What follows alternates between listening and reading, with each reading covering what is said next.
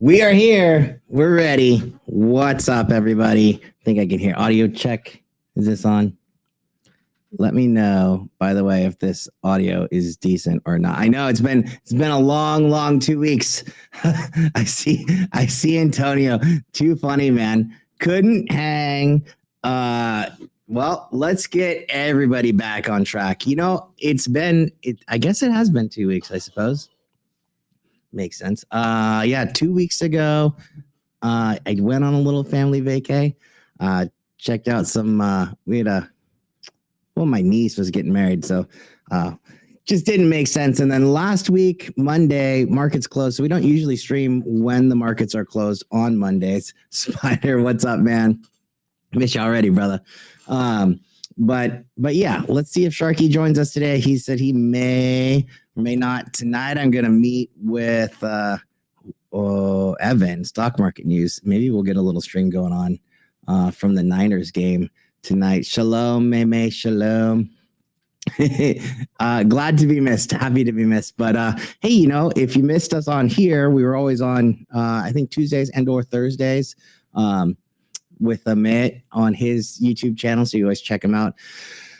And of course, we are always on Twitter. And dude, look, top right-hand screen. We're there pretty much every day. Even when I'm on vacation, we're still around. It's never really a vacation, but we'll see. So let's get into it, right? So last week we had NFP. That's a big deal number that the market got. It's a little shaky. I think the market's still really just trying to decide what's going on. Taking a look across the board, we had a little bit of a pop in the morning that instantly got faded. Looking like it's recovering. Ooh, yep. And we're at highs again. Look at that. There is one index that's definitely standing out to me though right now. And it's probably not what you think it is. But yeah, diamonds are the ones that have not pulled back whatsoever. What's up, guys? I love how these things come up. Well, I don't really, but it looks funny. And Celsius, man, what a day. Celsius. What are we up? 5.5%.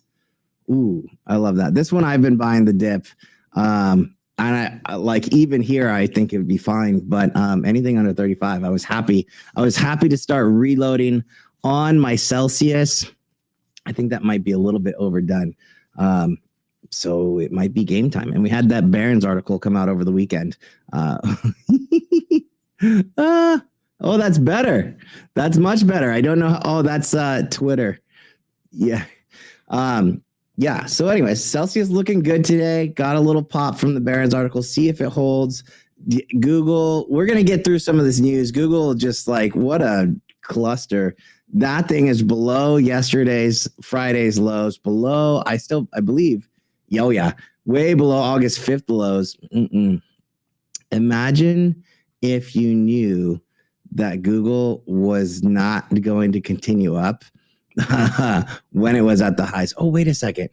We totally posted that. Interesting how that happens, man. I don't know. Here, let's take a look. That's what she looks like. That's a Twitter post. But yeah, I don't know. I haven't been bullish on this guy for a while. I did legit. I sold my shares like 145, which is still lower than here. So, not, it's not that great for me, but it's not that big of a deal either. I'm not buying back either. I feel like Google's got a lot of problems right now. And I know that a lot of people were looking at Google like, ooh, maybe it looks good here, retesting kind of like that prior all-time high. And I'll show you what I'm talking about. It is retesting a prior all-time high, but it's not holding. And I think I hear Sharky. Look at that. This 151 comes from all the way over here. Not looking good. I would just say, look, there's an antitrust lawsuit today starting in this area. This is 143. There's a session gap. I think she goes for it and gets closer to this little level somewhere in here, this order block. So I'd be waiting. Let's take a look. Sharky, there he is. What's up, my friend? How are you, dude? Hello. You sound like you're in a tunnel or something. Do I? Damn Or it. maybe is the room a lot more empty than it usually is? It is actually. I'm usually here with a lot of people, but the crew has moved out, so I'm by my lonesome right now. I'm trying to get Oh, this okay. headset on. But anyways, yeah, Evan was like, "Hey, can I come by?" I was like, "Well, I mean, you can, but there's literally nothing here right now. It's pretty empty. Eventually, we're gonna have to move, so we'll see. Not today, not just yet. But how's it going, dude? I guess it's been 2 weeks since I streamed. I didn't even realize it'd been that long. Yeah, yeah, yeah. Well, it's a grind. You do a lot for the community, and you deserve the time to. We got stuff to do, but glad to be back here joining Yes. you for a nice week prep session. Market's kind of slow anyway. Yeah, market's a little bit slow. I think that's again pretty much exactly where like why we do this when we do this. We're sitting. Looks like some pretty key levels. By the way, we'll go through. I'll go through like the NFP system, etc. What I would say is it's about how this week digests last Friday's non-farm payroll data and the price action of last Friday. So far, last Friday seems to be the low. I mean, the system says as long as that's holding, we should be at least not going down. Take that for what you will. It's not until we're over last Friday's high that we can really get really bullish. And we're about halfway there right now. So this is about normal, like retracing about half of last Friday's price action. But today we got a handful of stuff. Today we got Apple's event after the close. I think that's a huge deal. This morning, Oh, it's after the close. yep, It's not after during the market. close. Oh, Yeah, that's how they do it, man. It's they're starting to sell the news before the news even hits lately. right. It's So then I'm wondering if they sell it, if they've sold it before the news. Now it's gonna right. rip. Yeah, so that's It's the like setup reverse right now, it. right? Like it's a little funky, you know. And we've seen this quite a bit, right? Where some of the run ups before these events happen, way early. Like I believe that the Tesla 1010 event started happening already a little bit early, and it might continue on, but we'll see. And then they might sell it off before the event even happens. And I was on a stream the other day too, where it was like somebody was even questioning whether or not the 1010 event was going to happen at all. And I'm like, whoa. That was not on my bingo card at all. Like, does the event happen for 1010? But apparently people are still questioning that. So let's get into it, right? So on the top of this screen right now, what we're going to do is just a couple of the economic data points from last You week. didn't say if you liked my hat at all, though. Oh, look at Stylish that, hat I dude. got. Look at that. Is that Sharky? Let me see that. Oh, money. I love it, man. I love it. A couple economic data points for from last week. So we got ISM manufacturing, JOLTS, ISM services. We are a services led economy, so just know that ISM services does move the stock market quite a bit. This week or this last week, there wasn't a huge difference on those numbers. So pretty much all of this data was more or less neutral and really just like a anticipation into Friday's non-farm payroll event, which was a little bit weird. So the data came in at 142,000 new jobs created for August. And that was against an 89,000 prior, which had been revised down to 89. I think it was 114 before that. When we got this new non-farm payrolls number, get this. So the month before was 114,000, and then on this last release, that was revised down from 114 to 89. So what's happening is we're getting all these weird revisions from the prior ones, and the ones that are coming out current are still a little bit high. So it's a little funky. What a lot of the people, like if you really believed in like a 50 basis point cut, what you want, and I talked to a buddy last week about this. I was like, what's the number that you absolutely have to see to solidify like a 50 basis point cut is coming in September, this month, next week, basically, or 2 weeks. And he was like 114 or anything lower than the prior non-farm payroll number, and we came out a lot higher. We came out at 142 on a consensus of 160, and there was this forecast number of 120 out there. So my gut is that this 142 actually gets revised down lower, somewhere closer to that 120, maybe that 115. Who knows? Oh, look at crypto getting a huge pop right now. Holy moly!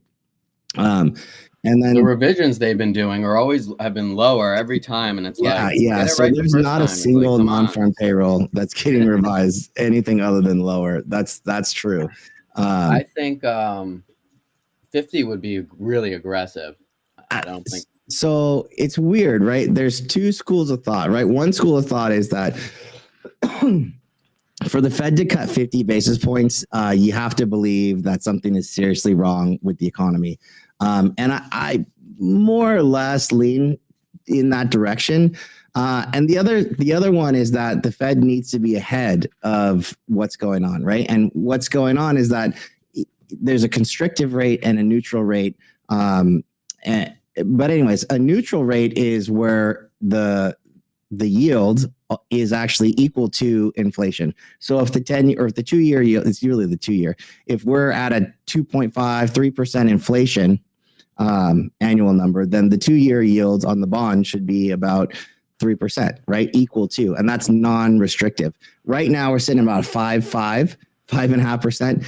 And the other school of thought is that if we don't get this rate down to really like that same rate as either PCE or inflation, around 2.5 to 3 quickly, then what's going to happen is that the restrictive view on these rates are actually going to start basically forcing large companies, things like that, to start layoffs, right? And that's why people are looking at this unemployment rate. And so if the layoffs start happening, what they're saying is that once it happens, it's just going to waterfall, and the Fed can't just like all of a sudden switch and start cutting rates quickly. That's not going to change anything. Once they start cutting jobs, they're going to start cutting jobs. And that right there is the other school of thought that maybe people don't necessarily have that view, but that's what it is. And that's why it's out there. Yeah. I think Waller was saying when he spoke on Friday, he was in the favor of the 50. Yeah. So, I mean, even 50 would take us to 5, right? And by the end of the year, so we have September, November, December. Fed Fund says it was 70% chance for. Yeah, we'll take a look at it. For a quarter. Yeah. So we have three FOMC meetings left. CB Fed Watch.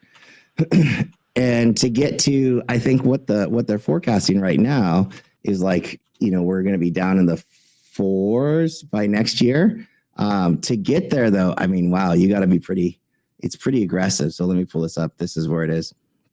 So right now, this is about 73% probability that we're doing a 0.25 to 0.5 basis point cut on the 18th of September. And then if you get forward that down over to January, this is where it gets interesting. So for the market to believe that we're at a 40% probability of getting to 4% by January, that's 1, 2, 3, 4 meetings. We need to get, this is honestly, if we're at 5.5, this is 5, 4.5, 4, 3.5. They're pricing in, and this is where it gets really interesting. The market's pricing in now that there's going to be like a slew of aggressive rate cuts to get to this type of number. And that's, if the market believes this and this doesn't happen, this is how you get your 10% pullback in the S&P 500. And I was listening to somebody on CNBC this morning where like that, it's not about, it's not about whether or not the market's like pricing this in necessarily, or like, if you're in the camp of, we're going to be like myself, we're going to be at like a, 2% inflation, 2%, GDP, which is like the definition of Goldilocks within the next 3 months or so. Even if you believe that, it's not about whether or not the market's like has to come down or is going to continue to go up. It's more about like the market multiple and where are we sitting now, right? So the S&P is sitting around like 20 and change, for PE. And a lot of stocks, like specifically my Apple that we're talking about today, are in the very high 20s, if not 30s, right? And I haven't pulled it up today, so I don't know where it is right this moment. But my guess is it's in the low 30s. So, there's some of that. Other news, over the weekend, we got big news on Palantir. So congrats to any Palantir hodlers. That's a huge win for sure for that entire cohort. Actually, Palantir, I was checking it earlier, is holding pretty much all of that move. Oh, yeah. Still at the highs, 34.31 on Palantir so far today. Oh, wow. That's a breakout in half, right? So this looks like it's got a shot with 36 sooner than later. That's a big deal for Palantir for sure. Dell also getting included, but not having the same kind of effect on the price. But yeah, nice little after hours pop, but honestly, right now it's sitting exactly daily on PLTR. Really something. Yeah, Palantir, we've gone over that stock chart like crazy, but I mean, that's one of the better looking charts across the board. But yeah, you can't really fight that one. It's hard to be short in general, but like it's hard to be short on Palantir if you're looking at that. Like this thing keeps going up. So I'd rather, if I was going to be short, like I said, be pre S&P inclusion, I would be long the stock, but long some protected puts. Yeah, I still think that would be the way to go personally. To me, it seems the market's, well, I mean, and I did on my video, I kind of was talking about this. It seems to me that the market's paying way more attention to the jobs data now for those signs of weakness in the economy versus CPI and inflation. Exactly. So we get CPI this week. So I think to your point, Sharky, like CPI and the inflation in general, it's kind of like a foregone conclusion that we are peak inflation. We're probably peak rates where inflation is coming down. It's just a question of how fast it comes down. And how fast inflation comes down is really going to be dictated by this unemployment rate, right? So 4.5 is like the max that you would ever really want to see. If we get a 4.5 number on unemployment, then the bears are going to come out in force. That's for sure. And how we get there, that's all about the Thursday JOLTS numbers. And so that's why you've been seeing every Thursday since the August 5th low. It's literally been every single Thursday we get this kind of big move in the market. And that's because like, hey, look, if there was going to be a growth scare, what's going to happen is you're going to see less and less jobs coming out. My only thing to that is like, look, it's September. There's going to be seasonal jobs coming out right now. And also, in the back of my head, and I haven't mentioned this anywhere, there's this other piece of the jobs, even if you're a bear, and hear me out on this one, even if you're a bear and you really believe that the jobs are weakening, it's really about the white collar jobs, not the blue collar jobs or the service level jobs that are being lost. And I don't think that you're going to see that show up in an unemployment rate, period. Quite frankly, I'll tell you like firsthand, like if I ever had time off, like in the corporate world, I did not qualify for unemployment, right? Like I just could not, you did not qualify. And even if you did, you would look at it at a certain point and be like, what's this for? Like, no offense, right? But like, honestly, I don't know that those white collar jobs and those medium to high income jobs are going to be filing for unemployment. So I don't know that you're ever going to see that show up here. So that's kind of like my other thing is like, well, if you're monitoring this and you're thinking that, I don't know that. I know, but the seasonal job argument, and I get what you mean, but it's not. It's kind of like an IV pump though on the number. Like, yeah. Well, we have seasonal jobs, and then we also have this election stuff going on right now. So like there's government jobs going up, like all that kind of stuff. I just don't know that we're going to see like this massive unemployment or the spike in unemployment rather that people are really looking for. I just don't. For whatever reason, I don't think that it's really coming. But that's just me. I could be wrong. Yeah. I think well, I'm paying attention pretty closely to the bond market too, because the bond market is kind of at least saying to me that people are cautious. Yeah, so that's what's weird. So the bond market has been saying something pretty different than the stock market. I'll give you that, right? So the bond market has been pricing a lot more rate cuts and things like that. Which tells me that like the bond market thinks that there is a real need to lower rates immediately, whereas the stock market, not so much. So anyways, that's I think the macro sentiment. Whether or not that dictates a trade, I think it's more kind of, for me, it's kind of neutral stance. But so what do we have on deck in terms of Catalyst Watch? So we have a handful of events this week, actually. Obviously, we have the Apple Glow Time today. I try to see if I can convince Evan to come in on stream, but no dice. I will see him later today, but not coming in. There's a lot of stuff kind of built into this Glow Time event. I'm glad that you're getting to meet him. Evan's he's a great guy. It's really yeah, no, I believe it. I talked to him here and there. There's this super cycle thing for Apple, right? So like, I had to upgrade one of our family phones just recently, but we wait for this piece to come out personally, for the new iPhones to come out before we're actually upgrading. So I know like my family is waiting for this, has been waiting for this upgrade cycle to come for a while. And I think a lot of analysts are it's not just the cell phones, it's also like a lot of like endpoints. I say endpoints, laptops and things like that.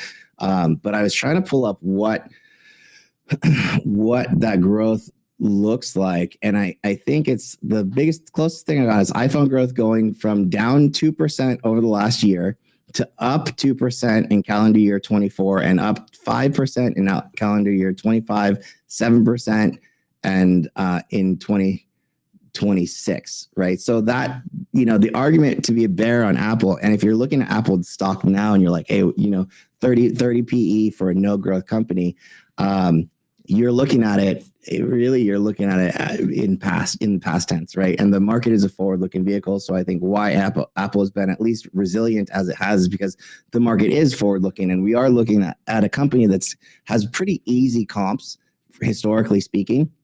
So like they've been having very low growth over the last couple of years, and now finally, there's this catalyst to see like some serious growth. So they're going to have the 3 nanometer chips coming out in these new devices, and the forecasts really are to be single-digit growth on Apple's over the next like couple of years. But single-digit growth on a company the size of Apple is massive, just absolutely massive. Looking at a couple other ones, OpenAI integration in ChatGPT. I know Apple's actually put their hat in the ring for this OpenAI round recently. So whether or not that gives them a little bit better footing to have some kind of integration with ChatGPT and some LLM, I think that's decent for Apple. I've seen some of the beta features for the AI on the new update. Looks pretty cool. The stuff how it's. And that's what they need to do, in my opinion. They really need to make those strides in the AI to become to stay where they are, in my opinion. Yeah, I mean, the silicon chip that they came out with is amazing, and it destroys Intel. Yeah. But and I have to give them props for that. But I don't think that's like, I mean, that's the thing, right? And plus with the Google antitrust, by the way, Google antitrust case, new antitrust case begins today. If Apple, and this is the big piece, if Apple loses that $30-something billion a year that they get from Google to be the default search engine, it's kind of like, how are they going to displace that? And I think if search translates to an LLM of some flavor, right? Like if Safari and Chrome go away and it becomes an LLM, this is one step towards that already happening for Apple. So they're slowly getting, look at this, Andrew, I'm replacing 3 iPhones. Yeah, me too, right? Just updated the kids' Mac Air, same thing. I may replace my wife's iMac. Yeah, it's a super cycle in my home too. Absolutely. I hear lots of this stuff going on. I haven't bought a Mac in like more than 5 years. Oddly enough, damn, then you're talking about a super cycle. You don't even own one. Dude, I own Macs, but like it's just, it's not, I'm not a Mac guy. I'm a Windows guy, but I have to admit, man, the Macs last a lot longer than any Windows machines. But anyways, that's Apple. I think there's a play also with Microsoft. We didn't really talk about that, but Microsoft has their Copilot piece. If you went to the Microsoft store today, I don't know if you knew this, but some people are kind of bearish on Microsoft. Get this, watch this. So if you go to Microsoft.com and you wanted to buy a Surface, of course, what is going on? Oh God. And you wanted to buy a Surface, it's actually like there are these bundles essentially where you can buy a Surface Pro, but it comes with the Copilot. So I feel like these are the bundles. So it's like AI built in, and with Copilot subscription, monthly subscription. I feel like this is how you're going to see every single Windows laptop priced moving forward, and it's already there. So with Copilot or without, essentially, this is how you're going to be buying laptops moving forward. So like Dell laptops, HP laptops, Lenovo, whatever.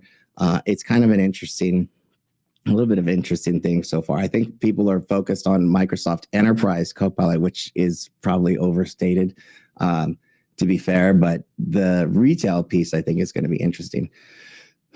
Anyway, so super interested to see what happens here on this Apple event tonight. I think the next piece for Apple is when those iPhone 16s are actually going to be shipping. So I don't have that date, but I think that date, like the date that they give out today, when they're going to be shipping, if they haven't already, if somebody knows it, like in the comments when Apple is going to be shipping these iPhone 16s, let me know or just post in the chat. But that I think is really the next date that you want to look forward to on Apple. So I think after this event, if it becomes a Sell the News event, we'll have a date to look forward to, and I think you could trade around that specific date. And I think that's really more interesting.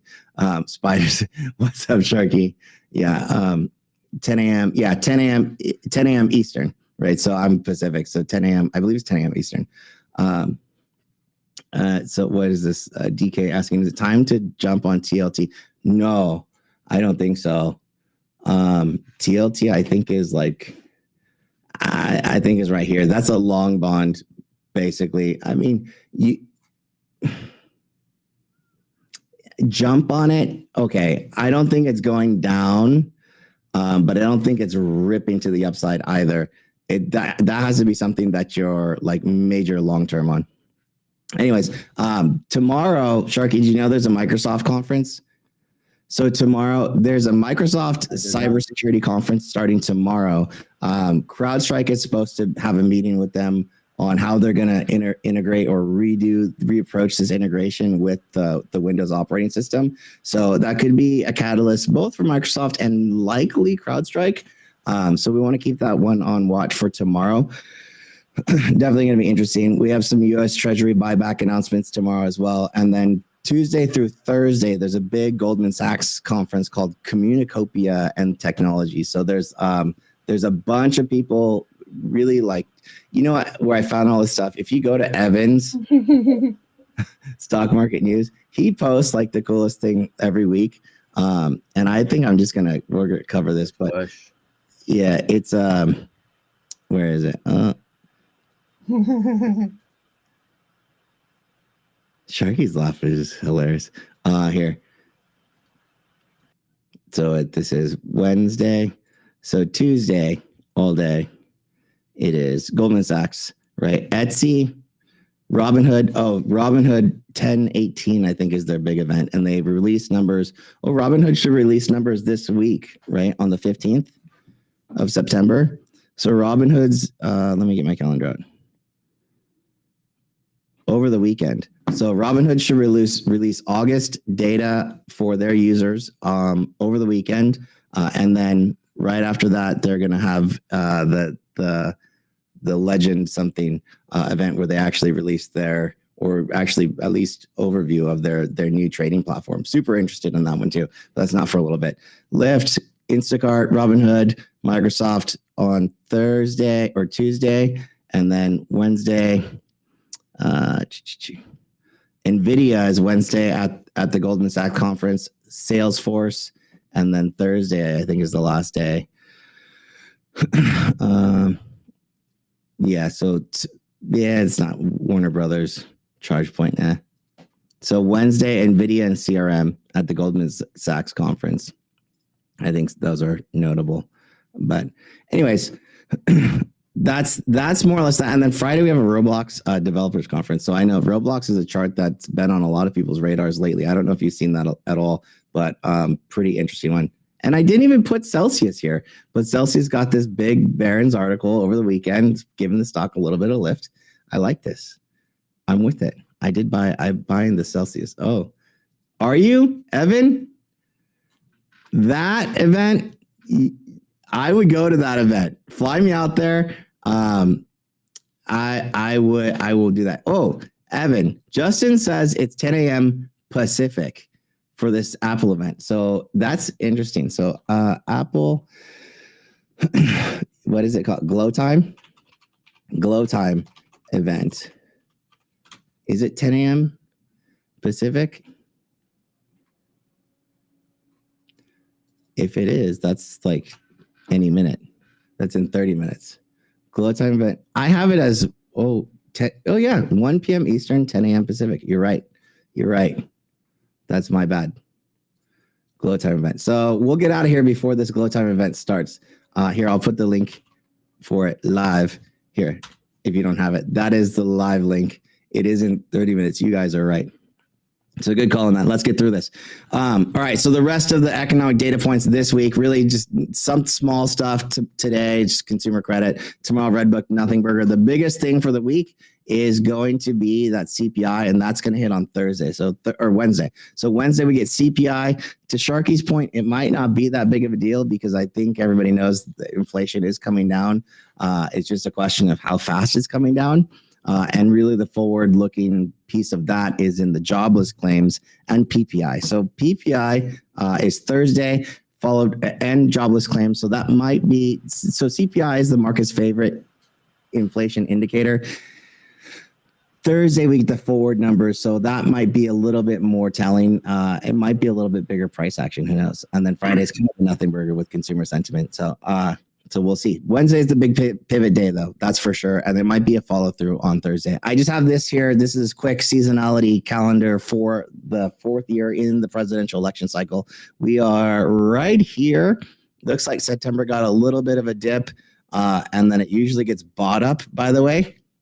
This is like a 30 or 50 year average. So push. August ends up usually being a low. A little bit of a dip. It looks like we're somewhere in here. And then we get another press. I wonder if we're getting this big press. And then a big dip in mid-October, closer towards this actual election. So we'll see. But just so you know, that's what the election cycle seasonality actually looks like for year 4 when you zoom in on it. In terms of earnings, not a whole lot. We got some GameStop, not going to be a big deal. Petco, whole lot of nothing here. Adobe. Yeah, Adobe looks like it's going to be the biggest one of the week, and that's Thursday after the close. But anyways, that's more or less what I got. Sharky, you have anything so far, or you wanna jump into Miss Cleo here because she's not going to. No, I think we pretty much covered most of the bases. Although PPI isn't as much of a market mover as CPI, I do think that the Fed, and correct me if I'm wrong, they pay more attention to that number. PCE. So that's what it is. The PCE. Okay, yeah, sorry. PCE I get those. Okay. Well, we'll start with the P. PCE is the Fed's favorite indicator. That's actually how much we're spending. Right. That's yeah. Yeah. So CPI is like pretty backwards looking. It is what it is, right? It's happened already. PPI has happened already. It's for the producers. Jobless claims is a little bit more forward, but the market has been moving on jobless claims, definitely. But anyways, let's get to it. Miss Cleo's here. Are you ready? I'm ready. Let's do it. We go.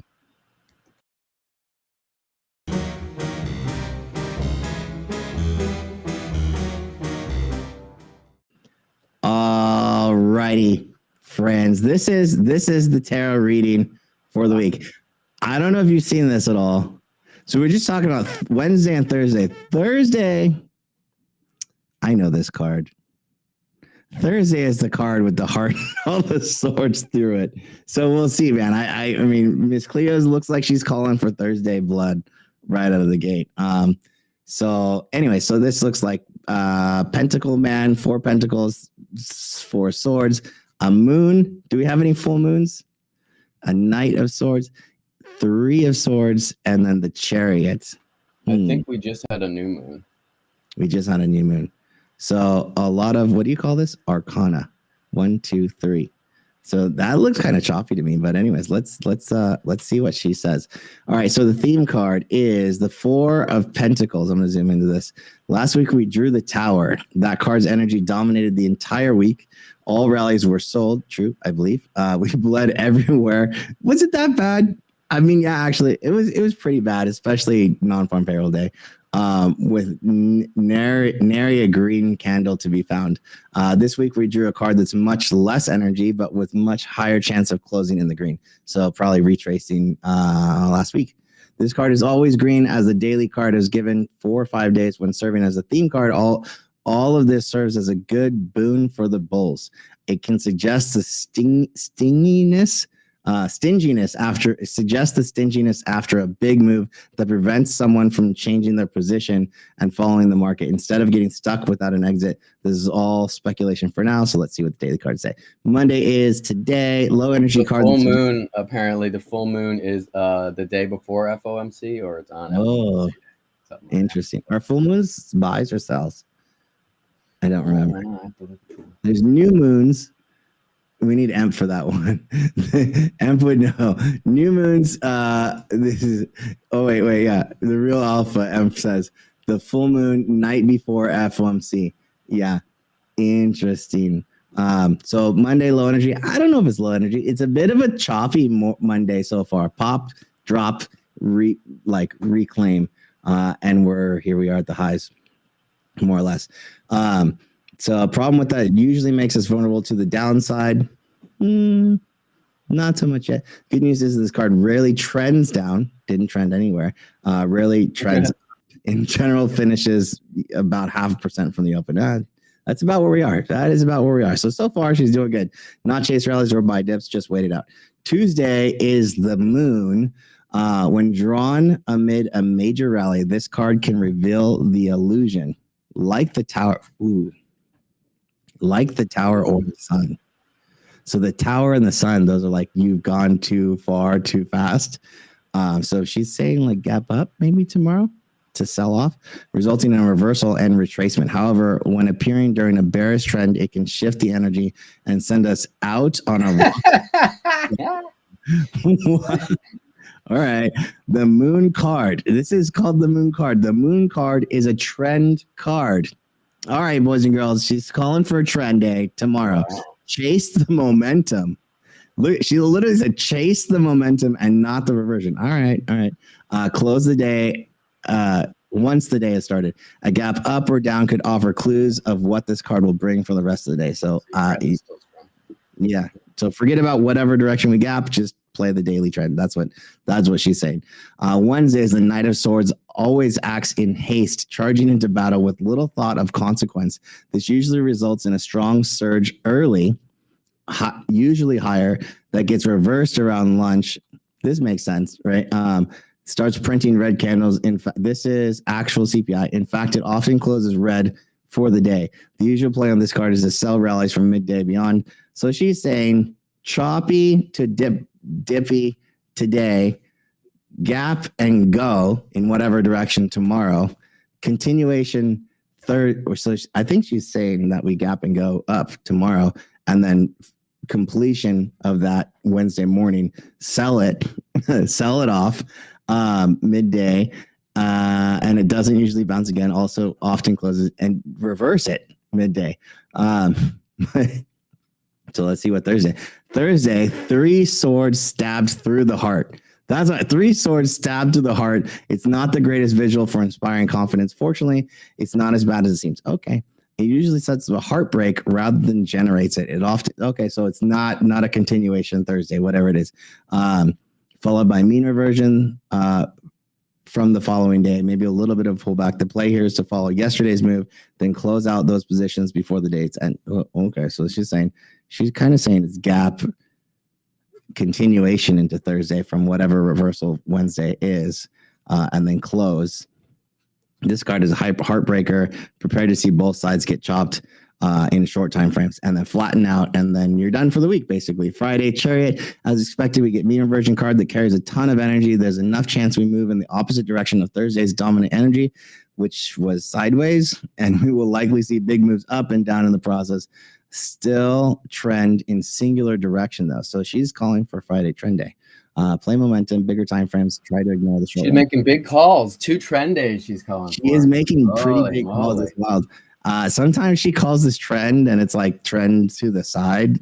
So you never know. This card is very similar vibe to the moon, taming of the dual animal spirits, potential for the trend, potential for trend, the themed with yellow tones rather than silver and blue of swords. Yellow tone themed. All right. I wouldn't be surprised if they offer similar days. I have no idea what that means, you guys. So, take it for what it is. You can replay it. A lot of people love Miss Cleo, but, recap. Lots of swords this week, and they act with similar energies. Look for the moon and chariot to possibly do the same. I think Monday and Thursday may be slow and or difficult, but the rest should offer plenty of action and moves in both directions to keep all traders happy. So, sounds like she wants uppity upskis today, tomorrow, Wednesday, top it out Thursday, and start to reverse a little bit into a trend day Friday. Who knows? I don't know. That's more or less what I got, you guys. So that's what it is. Cool. Let's get back to it. Let me close this out. There it is. And where are my charts? Go ahead and throw any requests if you have out there. I'm going to take a look really quick at the indices. So 30-minute chart, as you can see, this is my view. First things first. So Friday, or SPY, Qs, diamonds, IWM, redheaded stepchild of the market. Then right now I'm looking at Dixie, the bond, long bond, Bitcoin, and I think crude is important too. So crude is at a pretty low right now, but let's take a look. So we're testing out, by the way, this new NFP indicator. So kind of interesting. So Friday, this is the range that we're still in. So right here, so high to low of Friday's range. That is the range that we need to see break out. Right now, what we're doing is we're actually right in a retracement of that range. If you know the gap systems from the rest, then you should have been able to catch that. At least moving this morning out of this gap up. So right now we have a gap up and go. You do not trade for this gap, by the way, unless you're below 542. Otherwise, this is probably all you're going to get. Forget about the gap until then. But as long as this 538 is holding, then it's holding, right? But we're just in this range. That's what I can tell you. So whatever Miss Cleo says, I don't know. What I can tell you is that if we're in this range, this is the range that we're going to be in. Unless we're breaking out, then each one of these NFP levels becomes a target all the way up to this 565 level where we were actually, do I have I'm looking for my average weekly range tool. I'm going to have to get this really quick. Inputs. All right. So I'm just going to measure an average weekly range right now. Here. All right, so from where we are, wow, an average weekly range only takes us up to like 555. These are the new weekly ranges. And then from the close, it's down to 530s, retesting this little like 530 area of this prior support or breakout area. That's on the Qs or on the SPY. On Qs, it's a very similar story. Let me take some of these lines down. So we are over the 200, right back into Friday's range, halfway there so far. I mean, once we get up to 460, that's going to be a pretty big order block. You'd like to see it start having some like decent closes and opens over that, and then you should be off into the races into that 570s level. That might take a couple weeks. For whatever reason, my average weekly range candles are not showing up, guys.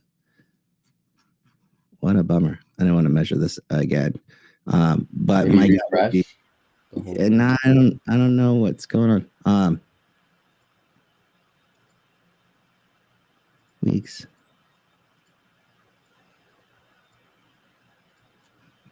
I'll just do it really quick. All right, I have an indicator that measures basically the last 16 weeks. So it's that green box.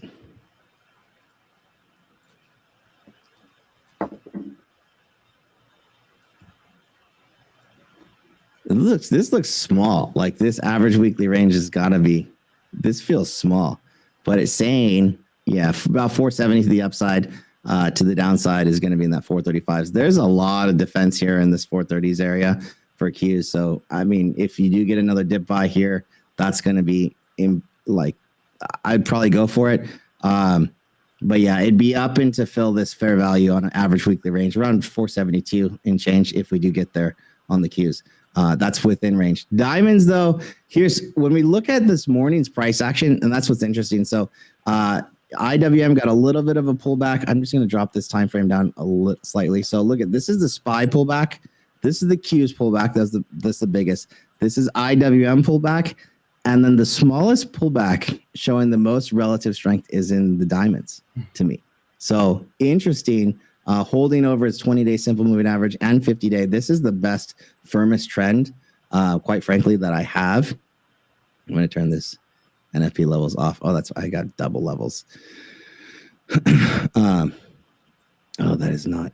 Anyways, so this is holding a pretty important shelf here. When I go into diamonds, I'm not really thinking Boeing anymore. I am thinking Caterpillar. So this might be a decent trade setup. If diamonds have a recovery, Cat right off the 200 this morning, showing like, this is an interesting spot for Caterpillar. It was a huge fail from like 360, 350, almost 360s, down like $30 in a couple days. That might have some mean reversion setting up right here, looking decent. So I'm looking at that one for sure.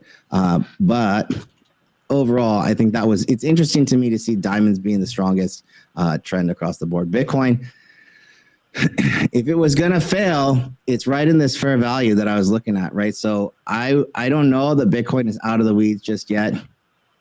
It's probably going to get into this fair value right around 57s. But I'm still a little cautious on this one. I still think that dip buys are around 43. But look, this has been a choppy road, no question. Overall, it's a consolidation area. This level that it defended over the weekend, 53 and change, 53.7, is an interesting one for any crypto bulls. Like they'll easily start calling this like, oh, we have one of these things.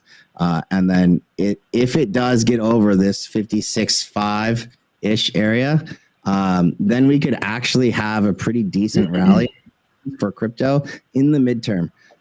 So medium term, what I'd say is, so here's high. This is lower high, lower low, lower high, lower low, lower high, higher high. But if this is the beginning of that kind of consolidation event, what we would see is this bounce, and I would say actually like 63s, if it can get over 64s, maybe right into this area here before it starts to pull back and then set another bounce into here, and then it would start to consolidate. So this could be an interesting moment. We'll see for crypto. I still think like, hey, look, if it wicks down, it's going to be better. But what I want to do is I want to take this guy. Yeah, we're not. I was about to say it's not the prettiest, but you could almost make a bit of a flag case. Event, right? Technically, this is where you are, and so like the crypto consolidation could be like this is 43, the wick down, right? Right now, it doesn't look like that's happening, and that would be sideways for a while. But I don't know. That would take a really long time to play out. So hopefully this breaks out before then, because if it takes that long, that's going to be a really long time. But here we are coming up to a very critical level, 656.7 right now on Bitcoin. For the bulls, they need to see it get through that for sure, for that kind of like inverse head and shoulders to really play out. Dixie's been interesting. We were on Spaces with someone this morning talking about short gold, so you could have a short gold play, but you have to be pretty bullish on the dollar, bouncing off the 200-week simple moving average. I think that's really it, right? So because of that, I might not be against that. I just don't know that that's really. We've seen so much divergence on gold and the dollar. So even if the dollar does bounce, if gold just consolidates while the dollar bounces, I actually think that that's what would happen. So I would just stay long. I'm not going to trade that. But yeah, this breakout, it's well on its way. I mean, again, a very strong chart when you look at it from a longer term basis. This is a weekly chart. This looks good, man. Yeah, I like that. Well, look at Frankie. Gold go higher. What's up, Frankie? Yeah, he so maybe is on this, right? So gold, GDX, SLV. I think May been long gold and all the metals for a minute. The divergence is strong, man. That's what I can say, right? And if the dollar does fall off a cliff, right, this is kind of like deflation. Like it would be good. It would be good for gold. I don't know that that's going to happen. Wait, is Maymay the XRP queen? Oh, I know Maymay now. All right. So if the dollar does break through that 200 weeks of moving average, that's super bullish, like GLD, GDX, the whole cohort. If you don't know what GDX is, I was talking to someone the other day. GDX is the ETF that tracks all of the gold miners. My major holding here is NEM from the lows. That's up like over 50, 60, 50+%. So I'm just chilling, man, collecting my little div. But GDX right into a pretty heavy overhead supply right here on a weekly perspective. We did get the breakout. We got right into this area. So this is important. GDX, ideally, you want to see it hold somewhere in here. This is similar to a gold chart from a weekly perspective. It could take a little bit of time to breathe. I don't know that it completely breaks out, but at this level, this is like, okay, you get a little bit of bounce, but I think you trade inside this range here still. So, but that's up to like 39. It could look really good for a bit. But I don't know that I would think that it's going to break out just yet. But yeah, this is a good chart overall. It's a good long-term chart if you're looking at it. Like one thing that hasn't broken out, right? Like this is gold miners. Apple in 6 minutes. Okay, cool. Thank you. Let's do, so I'm going to skip silver. We'll go Tessie, NVIDIA. And I think that's all the time we have, right? So Tesla. So I put on a kind of a neutral trade here. So this looks constructive. I will say that. I'm going to pull this back. So constructive is in like, it's starting to bounce.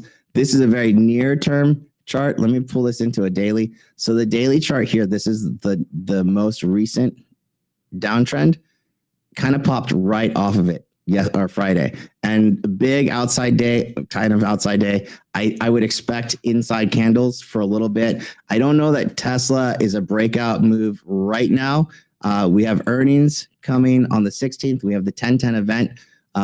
Today we have really just Apple news. So I think this is more or less sideways. What I'd look for here is a break over 222 to really get this going. And I'm going to bring this line down right here to this level. So right here, what is this? What is this, 212? I'm sorry. So we're testing here, 212, 213. This whole area, this is a major breakdown area. It's about 215. I think this continues to hold. Look at all this. This is a major supply zone, right? So as long as we're holding over that, which we are, I'm still constructive Tesla. A little bit of a gap and go. I think she can kind of chill for a bit. From a daily perspective, no, we're not. Someone put a chart of like us bouncing up off the top of that broken downtrend. That's not right? We're not. That's not what's happening right now. We're still kind of inside of it. So I give it a couple more days of consolidation before it starts to break out. NVIDIA, similar, right? So we're still right over here. I think some people are waiting for that 200-day simple moving average retest, which is way down here in the 90s. But anything like holding in this area, let me take some of this stuff down. Good God. All these drawings. Right here. So 97 is kind of like that last little gap from the August 5th lows. That might have been it, but this is the biggest volume shelf here. As long as we're holding over here, people would be looking for this order block right there to hold, which it is, and that's at 102.50. So as long as we're over 102.50, I don't think that we retest these kind of lows. So still constructive on this guy. Let me see. Can you do the Apple chart? Yeah. So Apple, to me, it was like this 220 level. And so Apple, we're looking right here, just under 220. We've seen some little liquidity grabs. So this is from, I don't know, this is from WWDC maybe, or some kind of upgrade event. But this 220 is a big key level. And the last couple of times we've kind of like wicked down, it's been quickly bought up. So this is the level that I want to see it really trend through. It's 2 minutes to go till the Apple event starts. Right now, we're sitting on it. So I'd say just sit on your hands. Let's see how this plays out. And it's really about how the market digests this. If it's rejecting 220 later after the event, then yeah, I think we're gonna see that this could pull down and probably get back into that, like, it'll probably be like 212s, something like that. Let me just do a quick fib on this guy. So from August 5th lows to here, and 195, by the way, August 5th lows, that was my level. That was it. 190s would be maximum downside on this guy for me. But retesting this consolidation post August 5th lows is about 209. So that's that last order block here, around 209 on Apple, if you want to take it for a quick snipe. Otherwise, it's anything sub 200. I'm a buyer again. But honestly, I haven't sold that much. So, do I need to buy a whole lot more? Probably not. I have no intention of selling this stuff anytime soon. But route 209 and change. But yeah, I think this is like pop up, sell the news before the event happens, and we're live. All right, Sharky, I think we can call it. Unless you guys have anything last seconds, but the event. No, let's watch the event. Although I'm curious to see what if there has any reaction. And let me see. Can you hear this if it comes through or no? I can't hear it. Does it come through? Brother, man. Well, it was a good prep. I appreciate the knowledge and conversation. You guys tell me. Can you hear it? I can't hear it personally. But all right, have a good one, my friend. I don't hear anything. I hope it's an uptrend.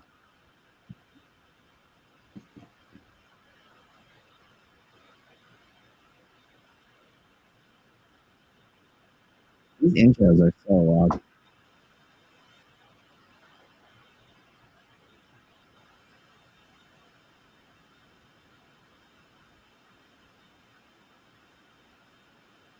Joking. Somebody tell me, can you guys hear the audio? No. I can't. At least. We cannot. All right, brother. All right, man. Have a good one. Yeah, it's not coming in, but there it is. Oh my goodness, this is how they're gonna start it. All right, fair. They have the coolest intros, though, I will say.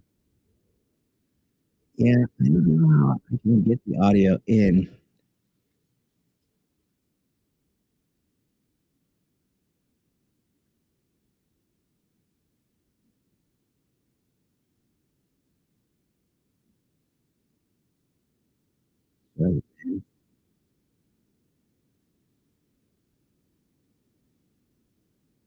I gotta get a different setting so you guys can hear the audio. I don't think it's gonna come through. I'll have the guys test it, but take a look. Apple events has started. This is what it looks like. Nothing so far. Dancing. Where's my new iPhone?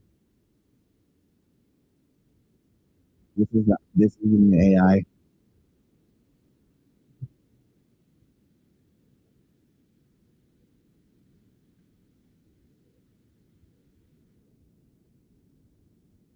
All right, guys. I'm gonna cut it. I'll check you on the next one and see you on Spaces.